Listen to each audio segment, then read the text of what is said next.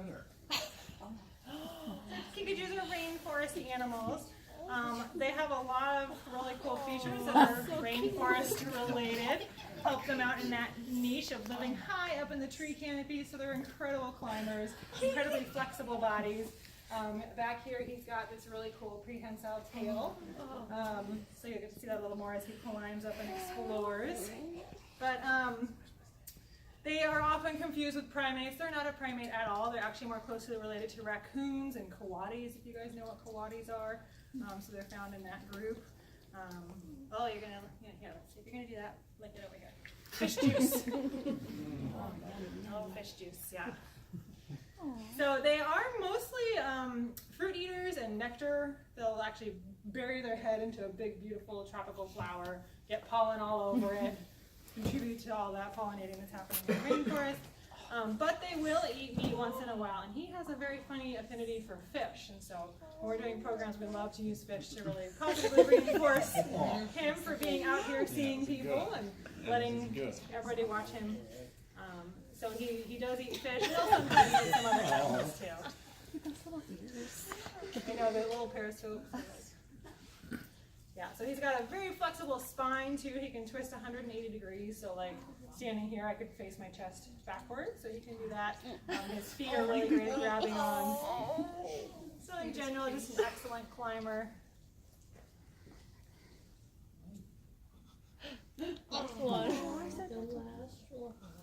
You guys have any questions about him? What's their life expectancy? Good question. I haven't done a program with him in a while. I think it's about 15 years. So he's about 10 now, but in the zoo setting and human care, they often live a lot longer. So he's really healthy. He hasn't had any medical issues at all. The little shivering that he's doing right now is just a part of waking up. That's what he does when he wakes up. Sometimes dogs do that. It's kind of part of their metabolism kicking in and getting up. There's some more fish over here too. Which rainforest are these? Which countries? Central American mostly. How did you come by this critter? He was in another zoo. He was born in another zoo, not privately bred, born in another zoo. I can't remember, I want to say Oklahoma, but I don't remember. He came to us pretty young. We spent a lot of time socializing him. Kikajus can have some troubles in human care. They have incredibly sharp teeth, and so, Paris Hilton was famous for having one that she had to get rid of because it bit her. So she probably wasn't taking the best precautions. But they can be really amazing if you take the time to really train them and socialize them. But we definitely don't recommend them for most situations. Have you spent a lot of time with him? Absolutely, yeah. He's very discriminatory with new people, so new staff come on and have to work quite a bit to get to know him and get him to trust us and that sort of thing. Where'd the fish go? It's buddy? really painful to spend a lot of time with him. There's one right there. Huh? Does Fuego have like a buddy or something? Or He doesn't. No, they're mostly solitary by nature, so it's always hard for us as humans to understand that because we just want to be around each other. But for solitary animals, it actually is more stressful for them to have something there, unless they're breeding. So that's the one time that he'd really be social and get together with another Kikaju, is for breeding purposes. And he's not, AZA accredited zoos don't just breed willy-nilly, so unless it was recommended. Kikaju populations are doing well enough. He's already in the zoo population, so he doesn't have, genes that are not represented, if that makes sense. So he's not one that would be a candidate for breeding necessarily. Does he have any strange quirks? He does have some strange. He loves to suck on his paw while he's sleeping. So when the program's over, sometimes if he curls up and puts his paw in his mouth, you're like, oh, paw went in the mouth. We're done for. That's some great. And how many, do they have multiples in a litter or? Oh my gosh, I don't think I've ever had anyone ask that, and like I said, I haven't done a program with them in a while. Serena, do you know how many they have in a litter? I think it's just one maybe. That's what. Yeah, a lot of. See if we can smush some banana on here. Oh. Actually, why not take it either? Isn't that where the fish was?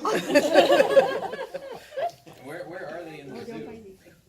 They are not on exhibit. So he's actually, a lot of our program animals are, because they come out and do kind of really intense people, face-to-face things, we don't put them on They're not on exhibits. They're in kind of a quieter, private space. So he lives, if you know where our vet medical center is, there's a building up there in the woods. He's up there. Oh. So, What does his space look like up there? tons and tons of branching. It's really obnoxious for someone my height to walk through it. I really don't like it, but it's great for him. And he climbs all over. It's hard because we're never there often when he's awake, except when we drive him awake with yummy treats. Sometimes he likes the branching of my arms. This is one of our difficulties with using him as a program animal, is we socialized him really well, and he loves to hang out with us. And I'm a bigger tree than these trees, so a lot of times he'll start to choose. When he kind of gets done, he'll start to be like, nope, I'm going to climb on the big Mandy tree. And see if did I give you there we go. Banana. I feel like somebody started a question I didn't finish answering.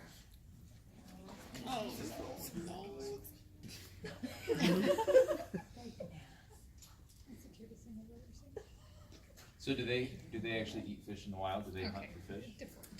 No, not usually. They will hunt some other animals like mice and stuff. He's actually found decapitated mice in his exhibit before. Good boy. He's just having a good time, I think, and he's practicing his little hunting skills.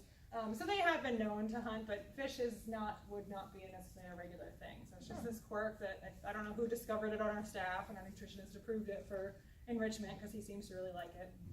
So he does get the fish sometimes. Are those soft paws or are there claws? They are very soft. He does have claws, but the pads are incredibly soft. Yeah, and they're bare palms for climbing. Okay. Oh. You can see he was sleeping in his crate, so you can see this paw here is a little wet. Yeah, you can see just how they grip on. I don't really have to hold him; he's just holding on right now. And you mentioned that he sleeps a lot in the wild. Would that like also be a trait that they do, or is it just like, do you think he's maybe a little lazy because he's in a zoo? It can happen, just like all of us humans in our homes can get a little lazy too. It's easy to go to the grocery store instead of catching our own food and stuff. So, but we do a ton of enrichment.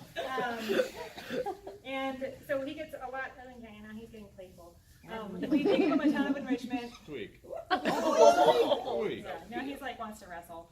So that's not really what we should do on a program. So this is one of the tough things too, because this is what he wants to do at the end. And it catered events with adults who I assume are not going to go off and try and get a kinkajou as a pet. I don't really mind displaying this way, but for classroom programs with little kids, it's really hard to give this message of this is a wild animal. They live in the rainforest. Don't have one as a pet while he's like hanging on my arm and playing. So it can be kind of tricky for us to do education with animals like this, but we do try to, like you can see, train him to do as much as he can independently without kind of showing that relationship.